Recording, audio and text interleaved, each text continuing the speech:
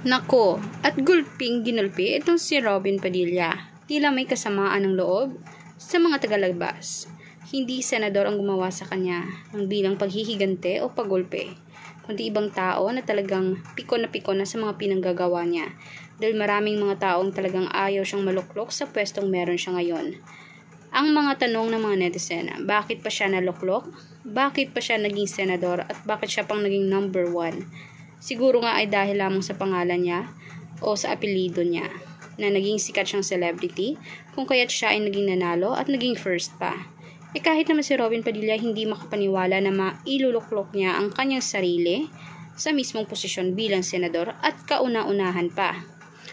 Kaya naman marami talaga ang nagsisisi na siya ay binoto ng sambayan ng Pilipino dahil wala umanong alam sa batas, kundi palaging Chinese at mga gawain ng Chinese ang kanyang sinusuportahan. Ayaw niyang gampanan mismo ang pagkapanalo ng Pilipinas o ipaglaban man lang ang sariling kanya. At kahit ang mga Muslim ay laging ibinibida sa mga Pinoy. Parang hindi patas kumbaga, hindi siya fair. Kaya maraming mga taong nagsisisi na siya ay naging senador pa. Hindi mo din naman masisisi dahil totoo naman talaga.